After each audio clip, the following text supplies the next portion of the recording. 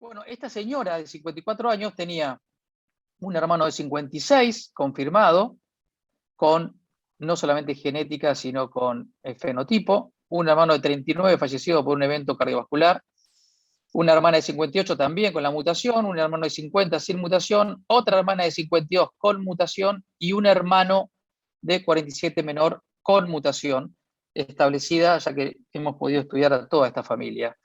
Estos dos hermanos, tanto el mayor como el menor, yo los vi en el consultorio. Este es el hermano menor, 348 de LDL, arco corneal, no se ve bien acá, pero tenía arco corneal, santelasma, y miren los santomas que tenía en las superficies extensoras de las manos, múltiples lesiones, patrón rosariado de su descendente anterior.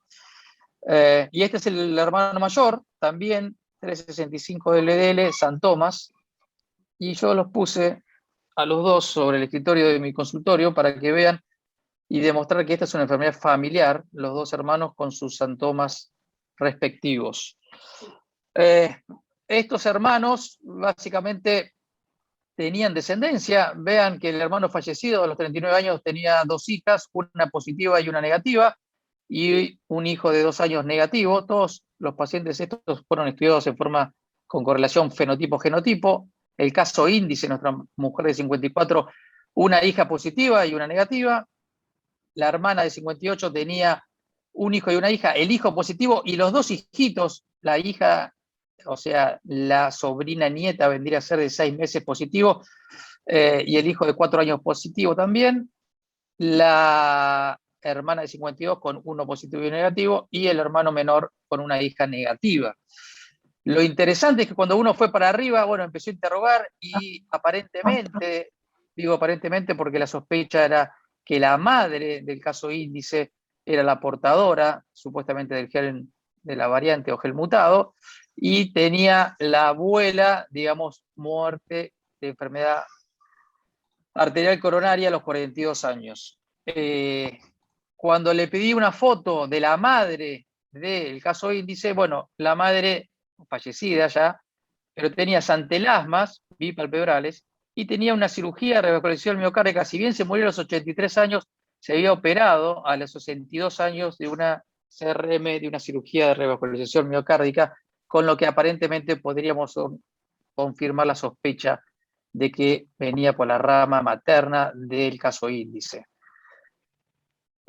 Bueno, habiéndole contado este caso bastante clásico de HF, lo que yo siempre digo y presento es que cuando uno ve un desorden lipídico desproporcional o inexplicable, como recién contaba Lucio, ese paciente joven, delgado, no sedentario, pero con altos niveles, por ejemplo, de colesterol, siempre uno tiene que sospechar el componente genético, porque el colesterol a esos niveles, más de 200, 300, 400 del LDL, lo tiene el que puede, no el que quiere. El que puede significa que tiene una mutación o una variante. El HF es una enfermedad autosómica codominante, donde el nivel de colesterol LDL está aumentado desde el nacimiento. Se caracteriza por tener enfermedad cardiovascular prematura. Las variantes genéticas predominan en el receptor, más del 90% de los casos. También existen en el ApoB y en la PCSK9. Las dos formas conocidas, la heterocigota con una prevalencia de 1 en 200, 1 en 300, u homocigota 1 en 600.000, y claramente es una enfermedad subtratada y subdiagnosticada. Como decíamos recién, tienen antecedentes familiares de eventos cardiovasculares precoces, antecedentes personales de eventos cardiovasculares precoces, dos estigmas o dos signos clínicos, como son los santomas tendinosos en las superficies, por ejemplo, extensoras de las manos, en los codos, en las rodillas y en los tendones de Aquiles fundamentalmente, y el arco corneal precoz o prematuro, que se presenta cuando el paciente tiene menos de 45 años. Criterios diagnósticos tenemos varios, los más utilizados son las clínicas holandesas de lípidos o los criterios Dutch. También tenemos los americanos MedPET y el Simon Brun utilizado en Inglaterra. Este es el patrón autosómico dominante, es el más fácil de entenderlo. ¿Por qué? Porque no saltea generaciones y cada uno, digamos, de las sucesivas generaciones tiene, o cada uno de los hijos de un caso afectado tiene el 50% de chance de padecer la enfermedad, ya que se recibe un alelo materno y un alelo paterno. Al ser autosómico dominante, si se recibe el alelo mutado o la variante en el alelo, va a manifestar la enfermedad, por eso es que no saltea generación. La fisiopatología claramente es la variante hace que el LDL no sea posiblemente captado por el hígado, hay una circulación de LDL colesterol aumentado en sangre, eso genera el depósito subendotelial en el lecho arterial y la manifestación clínica final del infarto, angina, stroke, etc. Aquí podemos ver la correlación entre los niveles de LDL desde la forma homocigota hasta la hipercolesterolemia común, pasando por la heterocigota, las bases moleculares o la etiología, básicamente en las mutaciones de estos tres fundamentales genes, y básicamente el riesgo cardiovascular claramente asociado y es en este caso directamente proporcional al nivel de LDL en la forma homocigota, mucho mayor riesgo que en la forma heterocigota, pero claramente esto tiene que ver con la proporcionalidad del aumento del LDL colesterol en sangre. Estos son los criterios básicamente de Dutch, que son los más frecuentemente utilizados.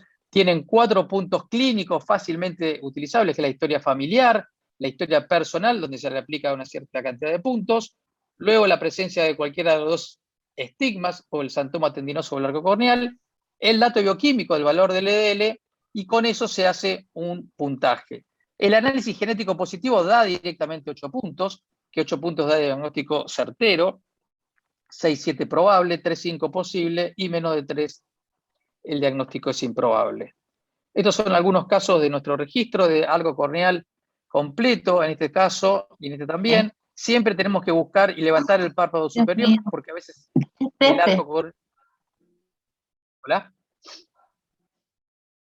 Decía que el arco corneal hay que buscarlo siempre primero en hora 12 porque a veces es incompleto y muchas veces comienza siendo en hora 12, por eso hay que levantar el párpado superior. Pero bueno, esto es en el depósito lipídico a nivel de la córnea, y estos son xantomas tendinosos también de pacientes de nuestro registro. Sabemos que esta enfermedad tiene 20 veces más riesgo de tener eventos cardiovasculares y sin tratamiento, el 50% de los varones a los 50 años van a tener un evento y el 30% de las mujeres a los 60 años va a tener un evento. Ustedes vean que esta es la flecha de la hipercolesterolemia familiar. Si uno inicia tratamiento con estatinas o fármacos lipolipoidantes, puede torcer el curso natural de la enfermedad y evitar que a partir de la segunda o tercera década comiencen los eventos clínicos. Esta fue una enfermedad históricamente letal y no tratable. A partir de los años 1986, donde distintos tipos de terapias, fundamentalmente las estatinas en una primera 2 décadas, luego la introducción del ezetimibe para llegar a los inhibidores de PCSK9, bueno, han logrado transformar esta enfermedad letal o esta enfermedad intratable en una enfermedad, como yo les explico a los pacientes, que no se cura, pero se trata. Y se trata de tal punto que uno podría llegar a observar que con un tratamiento instaurado en forma precoz, el paciente con hipercolesterolemia familiar podría tener la misma expectativa de vida que un paciente que no está afecto, siempre y cuando el paciente sea adherente y el diagnóstico sea en forma precoz y el paciente comience precozmente con el tratamiento. Vean la diferencia acá, en este punto, el paciente tratado con estatinas de hipercolesterolemia familiar, el paciente en verde de población general, y este es el paciente con HF no tratado. La diferencia básicamente en los eventos libres o sobrevida de eventos libres. El tratamiento básicamente, como todo, es no farmacológico en cuanto a las medidas higiénico-dietéticas, que el paciente no fume, sea activo, no sea sedentario, haga actividad física, pero sabemos que es una enfermedad genética y este paciente necesita sí o sí comenzar con tratamiento farmacológico. En ese caso se resaltan las estatinas, como decíamos recién, el ezetimibe. Hoy tenemos los inhibidores de PCSK9 y hay distintos tipos de terapias que vienen en tercer o cuarto lugar. ¿Por qué es importante esto? Porque el objetivo, por ejemplo, de llegar a menos de 100 miligramos por decilitro con estatinas en los pacientes con hipercolesterolemia familiar se logra en muy bajos casos, en el 16% de los casos. Esta es la famosa tabla de Massana, donde claramente vemos a la izquierda el LDL inicial en blanco, y bueno, según el porcentaje y el objetivo de LDL alcanzar, bueno, uno tiene distinto tipo de combinaciones entre solamente estatinas, estatina y ezetimibe, y estatina en alta dosis más ezetimibe. Y si uno quisiera encontrar básicamente un valor a alcanzar en función del grado basal, esto tiene una variabilidad individual lógica, por eso es una tabla que es rígida, pero bueno, básicamente uno tendría que ver qué combinación de fármacos uno tiene para alcanzar el LDL objetivo en función a la base. Y esto es lo que yo hablo del submundo del HF, porque el HF tiene generalmente más de 190, y ustedes ven acá el 190 hacia arriba. Este es el submundo del HF, donde nosotros vamos a ver y navegar en función del valor basal del LDL. Y ven ustedes que si uno quisiera alcanzar básicamente menos de 55, que es en rojo, de LDL, bueno, prácticamente no hay ninguna combinación de fármacos vía oral que logre menos de 55 cuando uno parte, por ejemplo, de 190. Llegar a menos de 70, bueno, tenemos algunas combinaciones con estatina de alta dosis, de alta potencia, rosuvastatina 20-40, o atorva 40-80 más ezetimibe. Y cuando uno quiere llegar a menos de 100, bueno, tenemos distintos tipos de alternativas, pero vean lo difícil que muchas veces se hace llegar a objetivos de LDL bajos o muy bajos en los pacientes con hipercolesterolemia familiar. Entonces el algoritmo de diagnóstico, básicamente para alcanzar menos de 70, menos de 100 o incluso menos de 55 pacientes en prevención secundaria de HF, claramente son dosis máximas tolerables de estatinas. Si no se alcanza el objetivo, no, se agrega ezetimibe. Si no se llega al objetivo, se agrega o se plantea un inhibidor de PCSK9, y hoy tenemos distintos tipos de estrategias de tercero o cuarto lugar, como puede ser el levinacumab, o fundamentalmente la féresis de LDL. Para resumir entonces el tratamiento, una vez que se hace el diagnóstico de HF, uno debería empezar sí o sí el tratamiento en forma inmediata. El objetivo inicial es bajar el 50% del LDL, y las estatinas es, digamos, o son el tratamiento inicial, primordial y básico, porque tienen demostrada evidencia de disminución de mortalidad. Las estatinas son las que decíamos recién, de alta potencia en alta dosis. El ezetimibe aparece generalmente asociado a este tipo de drogas por el efecto de 18-20% extra que puede disminuir los niveles de LDL colesterol. Y finalmente los inhibidores de PCSK9, que básicamente los ubican con una potencia por encima del 50% de reducción basal del LDL como fármacos en prevención generalmente secundaria de pacientes con HF. Ya adentrándonos en el registro Da Vinci, este estudio argentino de prevalencia en hipercolesterolemia familiar que hemos iniciado ya hace muchos años junto a Laura y hemos llevado a cabo distintos tipos de análisis. Nuestro diagnóstico en función, y nuestro nombre básicamente Da Vinci, tiene que ver con la Mona Lisa, que probablemente haya sido el primer caso de hipercolesterolemia familiar descripta, no voluntariamente, pero sí en la literatura, básicamente, y en la historia, con un santelasma y un probable santoma. Esto estuvo descrito en distintos tipos de publicaciones médicas y científicas, sabiendo que la Mona Lisa, por los registros, falleció a los 37 años. La metodología de nuestro registro básicamente se inició hace un poco más de 7 años con el diseño de un registro en la ciudad de Mar del Plata, en la Secretaría de Salud, donde yo vivo.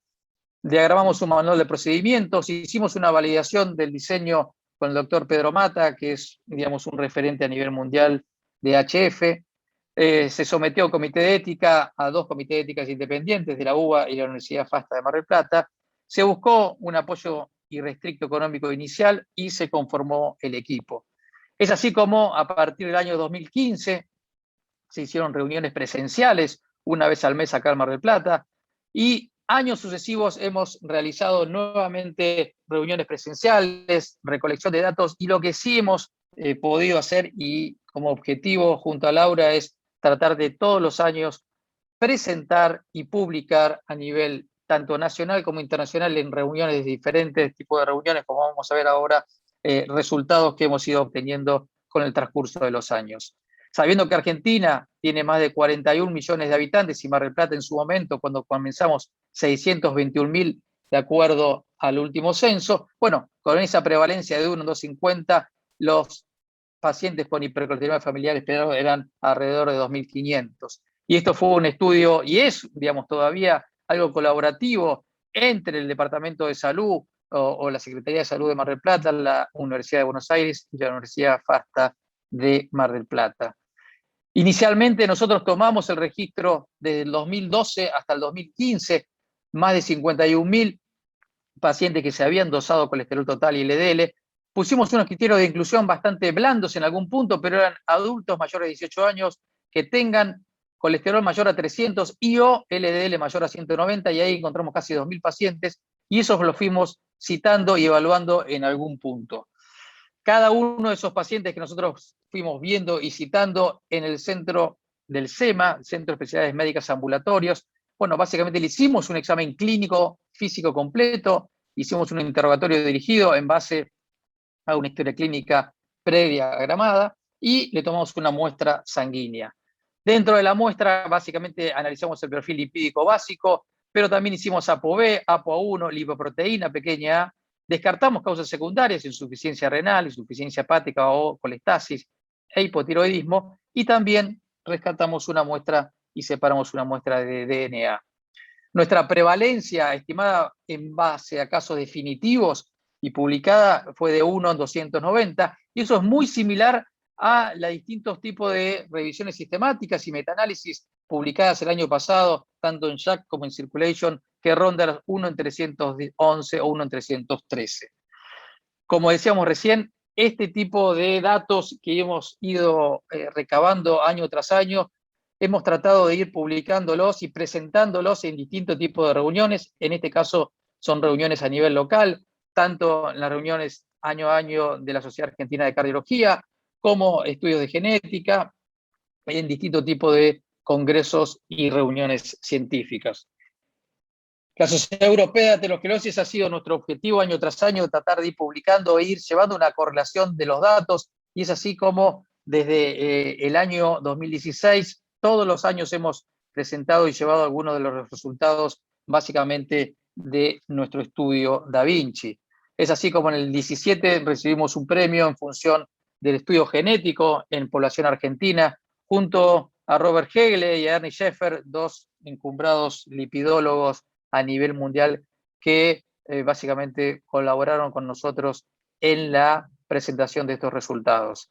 El otro aspecto era publicar y tratar de publicar en revistas indexadas, y esto se llama el Clinical Lipidology de 2 años consecutivos, donde pudimos presentar datos genéticos básicamente en Argentina y datos de la red iberoamericana, donde nosotros sumamos nuestros datos del registro Da Vinci, y la publicación final de la prevalencia la hemos hecho en aterosclerosis en el año 2018, donde claramente también con el apoyo de Scheffer y Hegele hemos podido publicar no solamente las variantes genéticas encontradas, sino la prevalencia que tenemos en Argentina. Nuestra última publicación es de estas semanas. Hemos hecho un estudio prospectivo sobre cómo estaban los pacientes tratados al inicio, esos pacientes que tenían más de 190 de LDL, y 5 años después, a ver cómo estaban. Y bueno, vean que lamentablemente los pacientes que estaban utilizando estatina no llegaban al 45% cuando nosotros los detectamos. Bueno, hoy increíblemente ese valor bajó. Más allá de que nosotros hablamos con el paciente, le dimos un informe para el médico de cabecera y le informamos dándole información sobre la enfermedad, del riesgo que tenía. Básicamente, esta pérdida, digamos, de adherencia y de persistencia en el tratamiento en estos 5 años habla de lo mucho que nos falta trabajar en función de los pacientes con hipercolesterolemia familiar y su tratamiento. Y hablando ya un poco de genética, nosotros, como decíamos, tomamos pacientes que tenían más de 190 de colesterol basal de LDL, habiendo excluido causas secundarias, y claramente ahí tenemos la hipercolesterolemia familiar como causa de diagnóstico diferencial, pero también tenemos un conjunto de etiologías como la hipercolesterolemia poligénica, cuando los distintos SNPs o polimorfismo de nucleótido único explican el fenotipo, la hipercolesterolemia familiar combinada, la citoesterolemia con la mutación en ABG5-G8, la xantomatosis cerebrotendinosa con el CYP27A1, donde hemos visto algún paciente como los vamos a mostrar, la deficiencia de la lipasa ácida lisosomal o LIPA, la mutación de STAP1, lipoproteína pequeña, que puede explicar, y Laura va a terminar mostrando algunos datos de nuestro registro sobre LPA, y básicamente la presunción de que existan otros genes, interacción gen-gen, o la incapacidad lógica por las técnicas de detectar nuevas variantes. Nuestros pacientes con hipercolesterolemia severa básicamente podrían tener entonces hipercolesterolemia familiar con las mutaciones o variantes dentro de los 3 genes típicos. Pueden haber otro tipo de genes, como vamos a ver, ABG5, G8, la citoesterolemia o la cerebroproteindinosa, como decíamos recién, LIPA, STAP1 o LPA, pero también está la poligénica, que quizás sea la más frecuente, que explica el fenotipo de hipercolesterolemia severa. Y el score poligénico se puede solapar. ¿Por qué? Porque podemos ver pacientes que tienen HF con score poligénico positivo, que tengan más fenotipo, claramente esto potencia, o incluso otros genes mayores, no asociados directamente al HF, que también tengan solapamiento con un score poligénico. El panel nuestro utilizado es de 23 genes, genes asociados fundamentalmente al aumento del LDL colesterol, los 3 genes básicos y lo que hablábamos recién, pero también hemos estudiado genes de HDL bajo, de HDL elevado y de triglicéridos elevados. Y el score poligénico que hemos utilizado es el score de Futema, básicamente con estos 10 SNPs, 10 polimorfismos de nucleótido único, que si bien nosotros no tenemos datos a nivel local, tendríamos que tener GWAS para ver si realmente nuestra población se asemeja. Bueno, fue lo que hemos encontrado como más completo en función de cuando aplicamos el score poligénico para tratar de explicar el fenotipo. Claramente, cuando tomamos y comparamos entre HF probable o definitivo, recuérdense, más de 8 o menos de 8, 6 o 7, claramente sin mutación, 57% de los probables, 24% el definitivo, 61% con genes mayores explicados en el definitivo y 23% en el probable. Estos valores y estos datos claramente se asemejan mucho a los registros internacionales de distintos tipos de fuentes en función a los estudios genéticos. Vean ustedes que el score genético o el score poligénico explicaría el 10% de los definitivos y un 6% básicamente de los probables. Y cuando uno compara ahora a través de genes clásicos, clásicos más otras mutaciones monogénicas mayores, o clásicos más mutaciones monogénicas y score poligénico, claramente el hallazgo de no tener una mutación va disminuyendo en forma sustancial cuando se van sumando claramente otros genes que no son los genes clásicos o el mismo score poligénico. Y esto básicamente es lo que hemos encontrado, la mayoría de genes clásicos de FH, no mutaciones, y después los genes mayores no FH, el alto score poligénico u otro tipo de genes relacionados a los lípidos. Lo interesante fue también publicar el año pasado en una revista indexada que nosotros, luego de haber analizado estos 23 genes y el score poligénico, tuvimos 21 pacientes que tenían un diagnóstico definitivo, que tenían un DASH mayor a 8. 11 pacientes presentaron variantes en el receptor, uno en ApoB más ApoB, uno en LIPC con puntaje poligénico elevado, y 2 pacientes que tienen una deleción o una duplicación básicamente en el receptor, y en último caso una variante con LIPA. Estos grandes rearreglos explicaban clásicamente el fenotipo, pero 6 de los 21 pacientes, básicamente con puntaje definitivo, no encontramos ni un gen mayor, ni un score poligénico que podría explicar el fenotipo. O sea que nosotros tenemos en nuestro registro hoy 6 pacientes con DASH positivo mayor a 8 definitivo, sin un background genético que explique el fenotipo.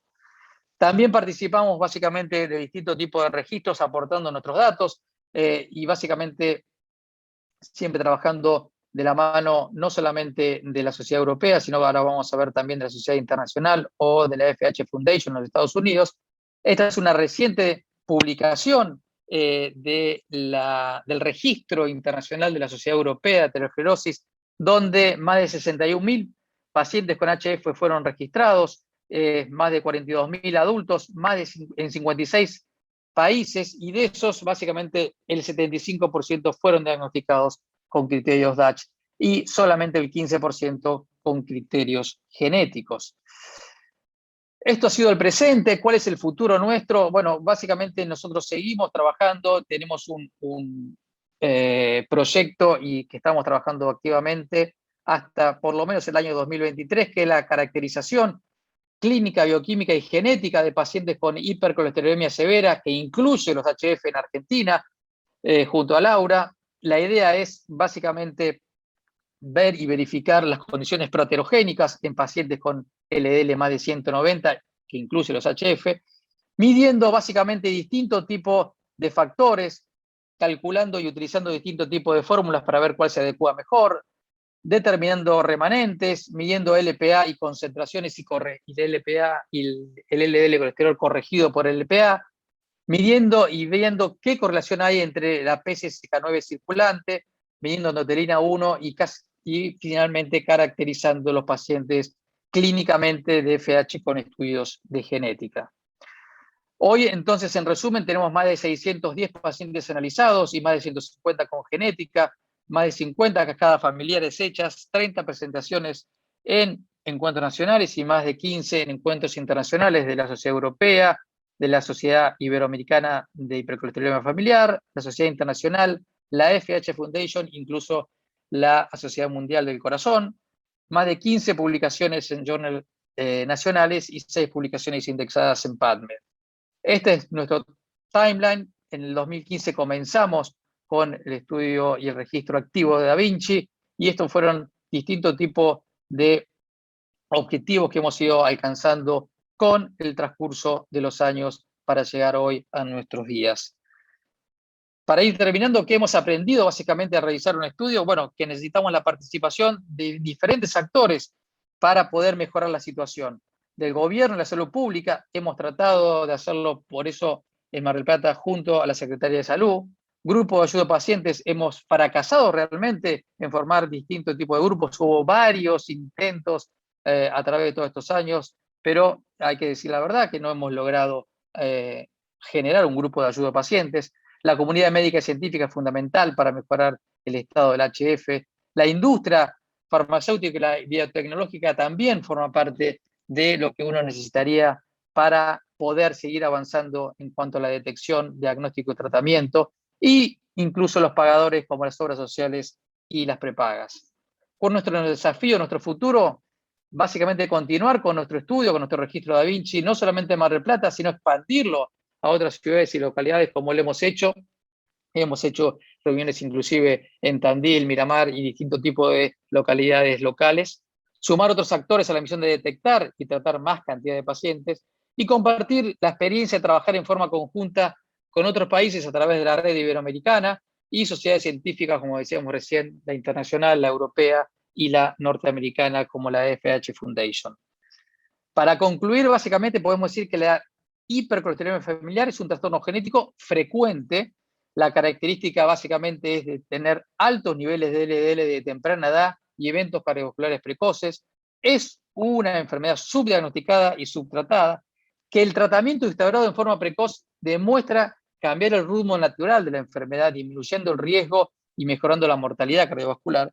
Y hoy acceder y presentar datos locales cumple la función no solamente de detección, sino también de crear conciencia entre colegas y generar lo que se denomina, o yo digo, un espiral positivo a favor de estos pacientes con hipercolesterolemia familiar. Bueno, esto no hubiese podido llevarse a cabo sin un grupo de personas que no quiero dejar de nombrar. Esta es una de las primeras reuniones allá por 2015, incluso con alumnos de la facultad que hoy son médicos, y Laura, bueno, la incansable participación de Graciela, bueno, Virginia, con todo el apoyo en función a su genética y todo, digamos, el esfuerzo que pone de su lado. Este es el grupo de Portugal, con Mafalda Borbón y todo también su equipo, que nos han apoyado en mucha de la parte genética, y a Gaby también, obviamente, como parte del grupo de Laura, fundamental para poder llegar a cumplimentar con los objetivos que hemos mostrado. Esta fue mi última presentación. Ahora le vamos a dar espacio a Laura, que va a comentar algunos de los resultados básicamente de otro tipo de estudios dentro del registro. Así que yo voy a dejar de compartir y le voy a dejar entonces la posibilidad a Laura de que comparta ella su presentación. Muchas gracias. Pablo, mientras prepara Laura, ¿te puedo hacer una pregunta de los datos que presentaste? Sí, claro. Por ahí me mareé con los números que quiero. De los 1.900 pacientes que tuvieron con más de 190 de LDL, 650 fueron o se asumieron como hipercolesterolémicos familiares. No, de esos 1900 y pico, nosotros pudimos contactar aproximadamente en dos etapas, aproximadamente 400. Llegamos a 650 por derivación de otro tipo de colegas o en caso de médicos que han tenido pacientes y Laura los evalúa también, o pacientes que me han derivado a mí, digamos, esos 650 se conforman de ese grupo inicial más un grupo de pacientes derivados por otro tipo de, digamos, vías, en este caso de médicos que se han interesado o por hacer estudios genéticos o por tener, digamos, la caracterización de este grupo de pacientes. Digamos que quizás la mitad fueron del centro de Mar del Plata, que eso nos permitió prolijamente calcular la prevalencia, porque una vez que iniciamos ya trabajo de campo en otras ciudades, ya eran pacientes derivados, y la prevalencia no se puede. Así que hasta donde pudimos, hasta el 2018 que hemos publicado la prevalencia, sí eran todos pacientes que vinieron, que digamos entraron randomizadamente como para poder hacer el cálculo y estudiarlos. O sea que de los 1.900 pudieron rescatar a 400 más o menos que tenían colesterol alto, y ahí encontraron 2 familias con hipercolesterolemia familiar. ¿Así fue? No, dos familias no. Nosotros, de esos 400, nosotros encontramos una prevalencia de 1 en 290, pero ahí nosotros, yo no me quise extender porque también Laura tiene sus datos para mostrar, pero de esos 400 yo creo que el número era 234. Yo ahora no tengo bien en la cabeza, tengo los slides y los puedo mostrar después más tarde, pero no, dos familias de esos 400, no. Perdón, porque estos ya son los que tienen, los que son probablemente positivos, claro. Esos tienen 300 de colesterol total y o 190 de LDL. Está bien, perdón, ahí entendí. Bueno, gracias Pablo. La idea era complementar un poco todo lo que Pablo mostró con los resultados de estos 2 últimos años. Algo mencionó, porque en nuestro último proyecto era conocer un poco el cuadro proaterogénico de los pacientes HF, más allá del colesterol LDL, y por eso Pablo mencionó la LPA, los remanentes, que eso es lo que voy a mostrar ahora, y endotelina y PCSK9, que ya están determinadas, pero tenemos que analizar los resultados. Y eso en realidad no es que hicimos una lista a ver qué le medimos, no. Surgió por el momento de 2 cuestionamientos, o sea, cada parámetro tiene su hipótesis de por qué haberlo medido. Y el cuestionamiento número 1, con el tema del LPA, bueno, esto me encanta porque cuando uno habla en un ateneo con pares especialistas no necesita introducir nada, todos sabemos que la LPA es una lipoproteína muy heterogénica y trombótica, y que su concentración está determinada genéticamente, pero por genes diferentes a lo que ocurre en la HF, que el nivel de LDL está también determinado genéticamente. Pero sin embargo tiene una estructura tan particular y tan rara, no solo por tener esta ApoA, acá con los Kringles y que varían su tamaño, sino porque contiene LDL en su estructura. Entonces eso da lugar a preguntar si los pacientes HF no tendrán niveles más aumentados de LPA, y de hecho en la bibliografía los resultados son controvertidos. Entonces eso nos llevó a esta población nuestra, lo primero que hemos medido es analizar los niveles de LPA en pacientes que tenían diagnóstico clínico, o sea, el score de Dutch, y gran parte de ellos ya el estudio genético. Eso se presentó en el 2019 con estos coautores, de los que mencionó Pablo, Graciela López, Gabriela Berba, Lidia Sago, Michelle Bustin, Virginia Bañares, y nosotros. Bueno, hay partes que están en inglés, pero no van a tener ningún inconveniente. En ese momento teníamos una población de 321 casos. Los criterios de inclusión siempre fueron estos. Por supuesto que siempre se han descartado causas secundarias, ¿no es cierto? Especialmente colestasis e hipotiroidismo también, o sea, seromedia, glucemia y bueno, enzimas hepáticas, por supuesto, por la colestasis y TSH. En el momento que hicimos el análisis, 112 de estos pacientes, cuando tenían la clasificación de Dutch de diagnóstico definitivo de HF o probable, a 112 se le pudo ya hacer el estudio genético, y de todo ese conjunto, 140 se le pudo medir el EPA. Acá está la distribución en género y el rango etario. Tener en cuenta que, bueno, estaban subtratados, no solo porque menos de la mitad estaban tratados con hipolipemiantes, sino a su vez las dosis y los fármacos no eran los adecuados. Pero como estaban igualmente tratados, se hizo la corrección del colesterol de LDL para poder calcular el Dutch correctamente. Los que estaban con estatinas tenían un nivel de colesterol de LDL menor, pero siempre va a ser mayor de 190, que era el criterio de inclusión, y se hizo la corrección según lo propuesto por Harald Ambos, una publicación del Reino Unido, donde hay una tabla clarísima según el fármaco que recibe el paciente y el factor que hay que multiplicar o corregir ese nivel de colesterol de LDL para estimar el valor basal de colesterol de LDL. Y eso nos permitió aplicar correctamente el criterio de Dutch.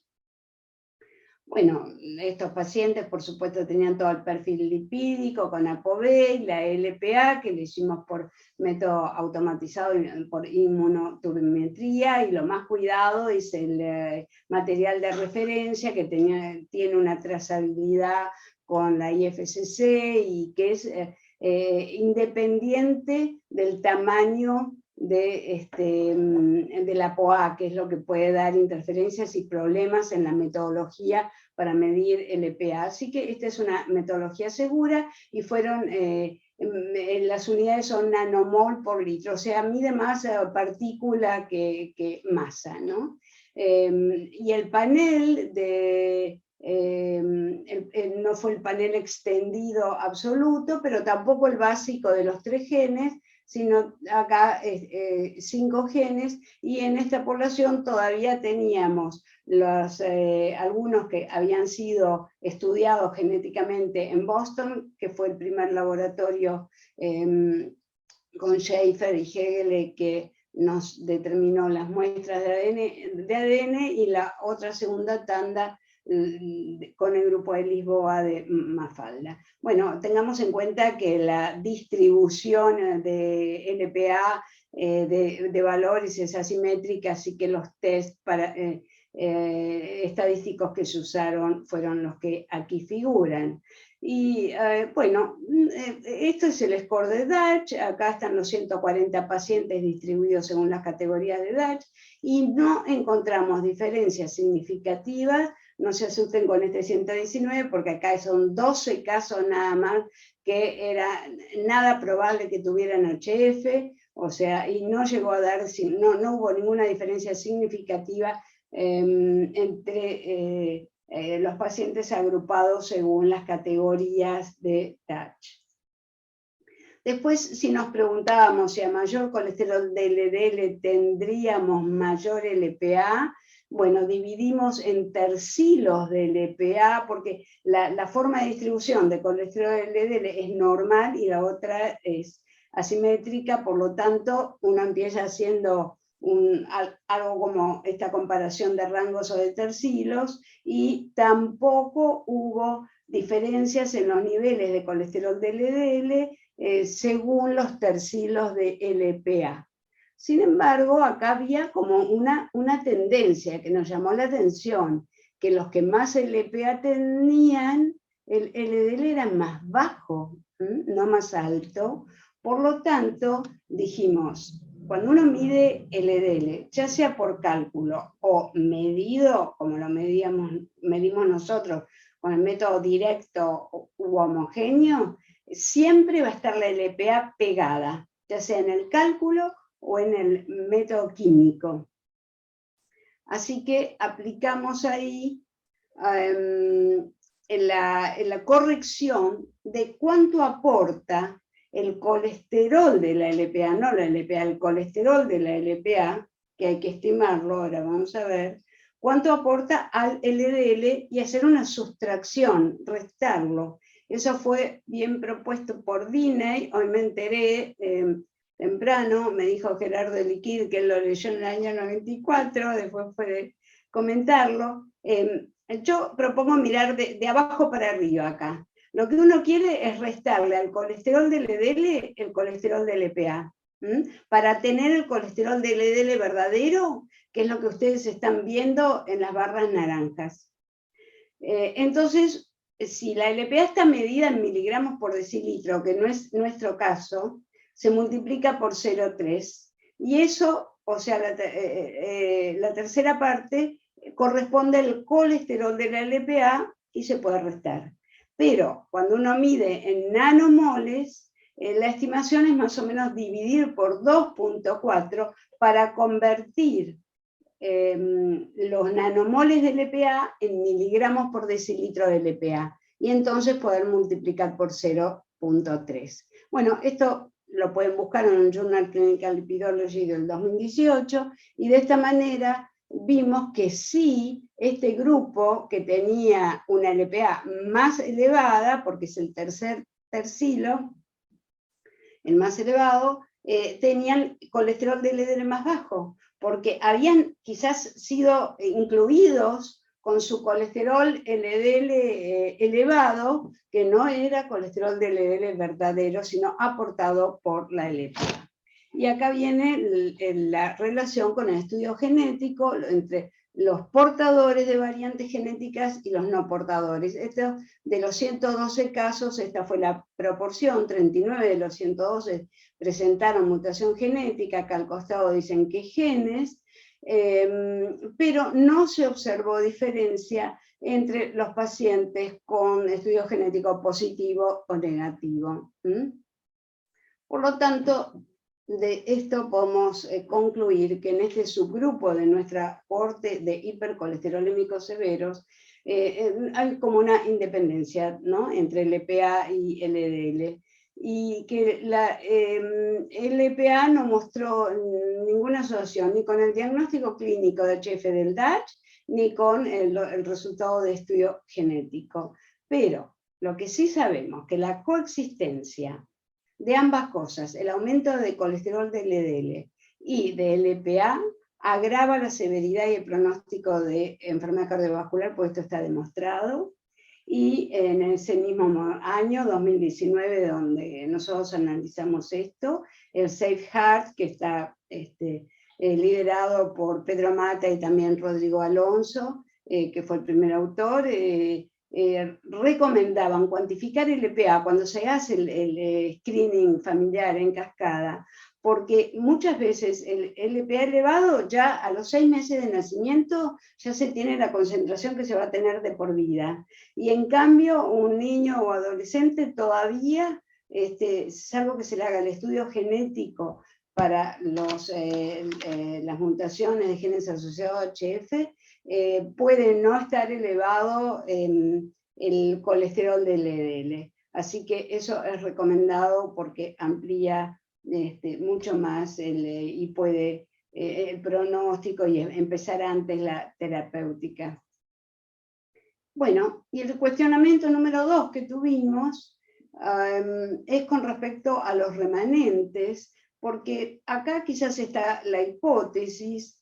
En HF hay problema del reconocimiento, o sea, hay problema con el receptor del LDL, ya sea por la POB, ya sea, la mayor parte tiene variantes de deficiencia de función del receptor. Estos receptores se llamaban antes, en la época de Goldstein y Brown, para los más jóvenes, se llamaban receptores BE, porque reconocen tanto la ApoB como la ApoE.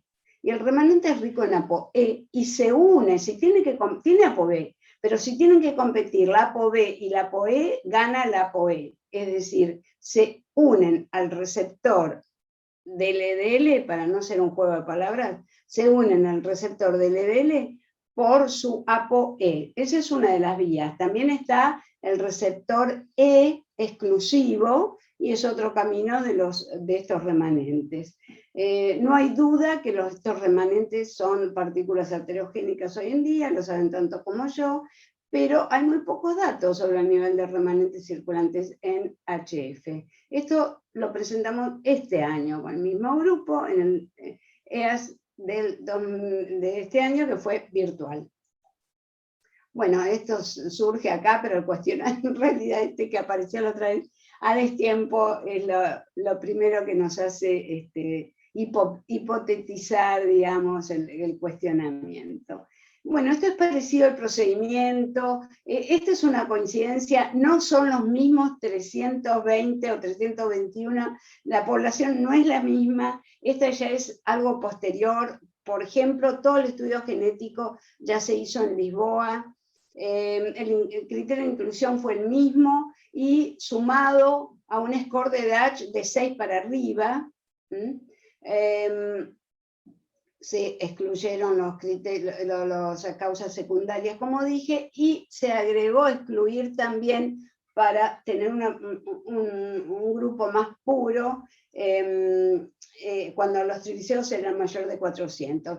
Me van a preguntar, tuvimos algunos casos, sí, con triglicéridos mayor de 400 que tenían LDL de quizás 280, 320 y demás. Esos casos los excluimos porque en realidad es frecuente tener un ligero aumento de triglicéridos en HF.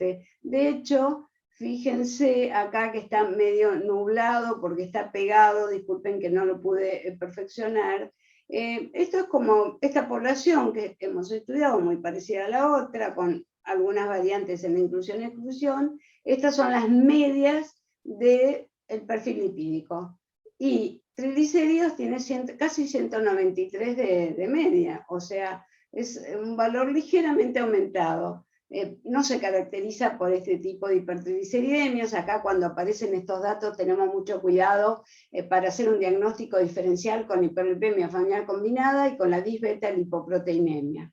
Bueno, el estudio genético, ya tenemos los 320 analizados en esta etapa, 73 de ellos presentaron variantes, mutaciones positivas en los genes comprometidos, y 247 no, pero acá están incluidos los que se explicaba la hipercolesterolemia por causas poligénicas. Esto, bueno, también creo, yo por lo pronto lo veo medio nublado, pero creo que ustedes también, es solamente una correlación para ratificar que estamos bien parados, que hay una muy buena correlación de más de 0.8, muy significativa, entre el colesterol de RLP, que fue la forma que lo hicimos calculando, como lo hace el estudio de Copenhague, versus los triglicéridos. Y si vamos acá, en la barra, la mediana total fue de 29 de colesterol de RLP. ¿Y cuál es el valor de corte sugerido? 30, esto lo sabemos. Y por arriba del 30, si esta es la media, tenemos 44% de los sujetos. O sea, bastante significativo. Estos son todos por ahora, hipercolesterolémicos severos, no sabemos, salvo abajo, discriminados según la genotipificación. La mediana de los que presentaron variantes en los genes fue de 24 miligramos por decilitro, y la no presencia de variantes y también poligénicos fue significativamente mayor, que dio una mediana de 29 miligramos por decilitro, que coincidió con la mediana de toda la población. Los rangos acá figuran, y el porcentaje en cada uno de los subgrupos según la genotipificación, fíjense que fue significativamente mayor los que se desviaban por arriba del valor de corte cuando no eran HF, pero este 34% no es para despreciar, porque significa que el 34% de los identificados con estudio genético de que son HF, el 34% tienen valores superiores de colesterol de RLP. Por eso acá responde un poco a la hipótesis que hemos tenido, porque en situación normal, más o menos la mediana o media oscila a los 24 miligramos por decilitro, y esto arriba de 30 no llega al 30%, 28%, eso es lo que pasa en la población general. Así que, bueno, para terminar esto, y que quede claro, 44% de los pacientes con hipercolesterolemia mostraron el colesterol RLP arriba de 30, que es el valor sugerido, y que fue más o menos a expensas de los que tenían T genético negativo o poligénico, ¿no? Donde es mucho más florido el cuadro para poder explicar esa dislipemia. Bueno, sin embargo, yo no descartaría ese 34% en los HF rectificados. De todas formas, estamos de acuerdo que el RLP elevado añade más riesgo, pasa algo parecido a la LPA, añade más riesgo a los niveles elevados del LDL, porque ambas son lipoproteínas, partícula por partícula, ambas son igualmente aterogénicas. Y bueno, nosotros dijimos o elucubramos la hipótesis puntual del receptor de ApoB y demás, pero creemos que hay otras causas metabólicas y poligénicas, no estrictamente la causa monogénica, de que eleva los remanentes en los pacientes con hipercolesterolemia severa. Bueno, muchas gracias, y esto era para complementar los últimos resultados a lo que mostró excelentemente Pablo. Bueno, muchas gracias a los dos por las excelentes presentaciones. No sé si hay preguntas, si quieren hacer alguna pregunta a Pablo o a Laura.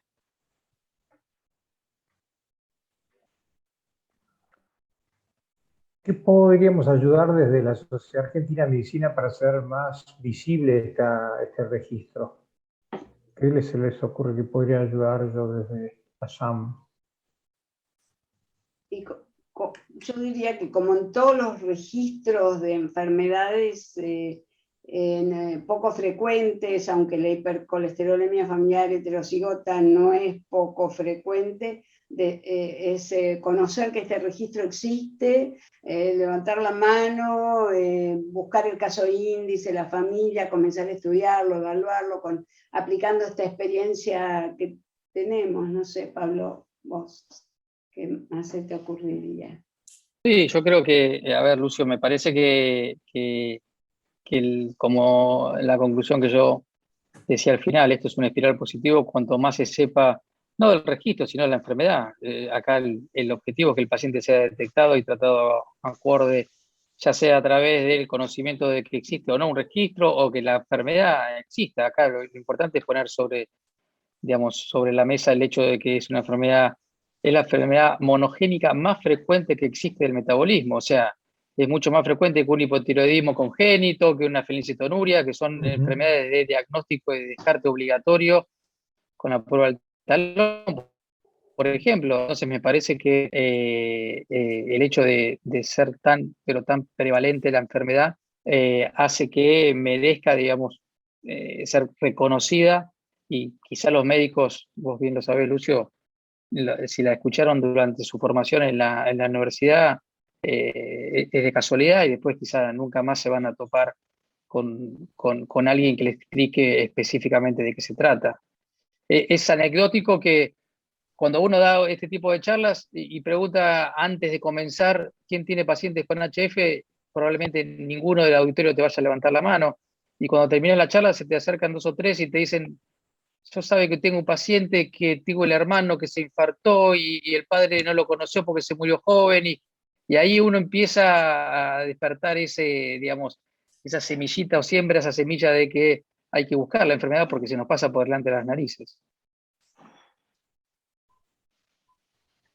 Pensemos en una estrategia para al menos tener el registro. Yo creo que el registro lo que te permite es visibilizar tu realidad. O sea, nosotros ahora tenemos el Congreso y van a aparecer 8 o 9 casos de infarto en el individuo joven, de esas cosas que aparecen en la SAM. Digo, pero que todo esto es el de Tucumán, el de Santiago del Estero, el de Misiones, el de Jujuy, el de Bahía Blanca, sepa, che, mirá, acá hay un grupo, así como hicimos en un momento con la amiloidosis, hay un grupo que junta los amiloidóticos y todo el mundo dijo, ah, mira, cada vez que aparece uno, yo creo que es importante que sepan que Pablo, vos sos el referente para este registro. O sea, yo sinceramente, yo personalmente no tenía claro esto y ahora empiezo a pensar, digo, ¿qué pacientes podría decir? Porque el registro te permite ver tu realidad. Si no, vivís mirando lo que pasa en otro lado y no sabés, ¿no? Creo que tenemos que hacer más visible esto. Yo, sinceramente. El dato de prevalencia nuestro es semejante a varios países europeos. ¿No, Pablo?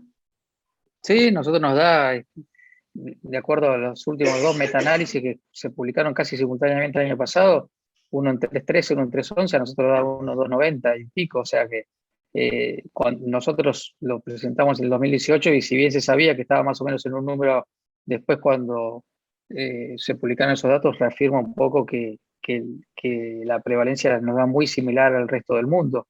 Nada hacía pensar que no, pero como vos bien decís, Lucio, una cosa es decir, bueno, sí, esto probablemente están subtratados, pero bueno, demostremos que están subtratados, presentémoslo. Probablemente la prevalencia sea 1 en 300. Bueno, busquemos la prevalencia a ver si realmente es 1 en 300. La mutación más frecuente es en el receptor. Bueno, veamos qué mutaciones tenemos en Argentina. Bueno, y todo ese tipo de cosas es lo que genera, digamos, tener datos locales, un registro, digamos, de estudios que avalan o no, digamos, lo que uno se encuentra, ¿no es cierto? Sí, ¿y cuántos no tienen raíces europeas?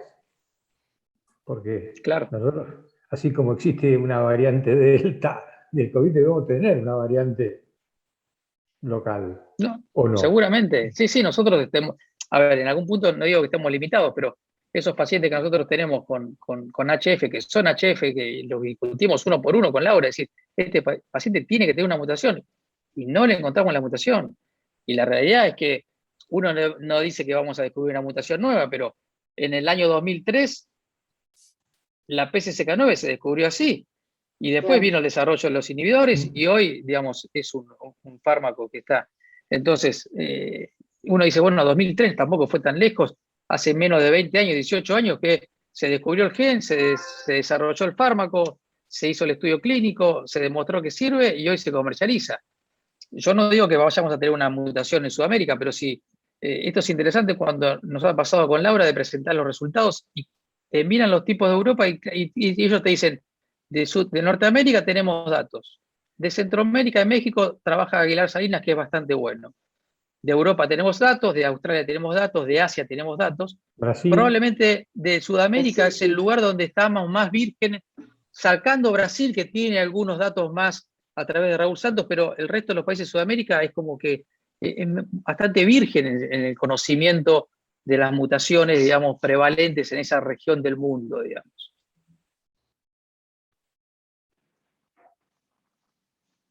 No. Bien, entonces, bueno, destacamos que no es necesario tener el estudio genético para iniciar el tratamiento, que eso, bueno, ya todos lo saben. ¿Y cuáles serían los pasos, ya dado que hay socios y otros asistentes a esta clase que son del interior, cómo podrían contactarse si tienen algún caso sospechoso? ¿Sería a través de mail? ¿Podrían contactarse con el grupo de ustedes? Sí, o a través de la SAL y llegan así a Pablo, nosotros por el diagnóstico de laboratorio, estamos en contacto todo el tiempo con Pablo, así que... Perfecto. Sí, nosotros en general nos pasa eso, Silvina, que cuando comentamos los datos y la posibilidad de hacer estudios genéticos, se nos contactan los médicos. Como nosotros el recurso es finito, digamos, en función de que no tenemos disponibilidad de hacer estudios genéticos a todos, con Laura hacemos un pre-screening del paciente, desde lo básico, descartar la secundario, hasta ver que no sea una hiperlipidemia familiar combinada o algún otro tipo de... Y nosotros le ofrecemos la posibilidad de hacer el estudio genético y el asesoramiento al paciente y al médico que deriva al paciente. Generalmente Graciela tiene mucha experiencia en eso, en la recepción de los contactos que los médicos quieran hacer con nosotros a través del laboratorio de Laura. Perfecto. Igual por ahí lo que quisiera dejar así como cierre es que si bien estos son todos esos estudios que ustedes ya presentaron, que están, el estudio no está cerrado, o sea, acepta nuevos pacientes que puedan ir incorporando y que se vayan detectando. Perfecto. Sí, claro, es así. Sí, nosotros, nuestra idea es, y nosotros tratamos de ir renovando nuestro estudio y generando nuevos datos y a ver, más allá del servicio de que quizá, como vos bien decías, no te va a cambiar probablemente hoy tener el estudio genético o no, es una herramienta más y en algunos casos sí te marca la diferencia en función de un tratamiento. Nos ha pasado de pagadores que nos han exigido, obviamente fuera de todo criterio, ¿no? Pero ha exigido un test genético para aprobar algún tipo de tratamiento de segunda o tercera línea. Y si bien nosotros no estamos de acuerdo con eso y ninguna sociedad científica avala la necesidad de tener un diagnóstico genético para aprobar un tratamiento, bueno, creo que es un valor adicional que si bien no determina la potencia y el diagnóstico y el tratamiento, pero sí quizá en algunos contextos puede llegar a ayudar. Perfecto. Bueno, ¿alguna otra pregunta o comentario? Bueno, entonces en honor al tiempo, que ya son las 21:11, agradecemos a todos los presentes y a ustedes por las excelentes presentaciones. Bueno, creo que tenemos gracias. el último lunes del próximo mes, sería el último Ateneo del año, que así que daríamos cierre al sí. Bueno, buenas noches. Buenas noches a todos. Gracias, buenas noches.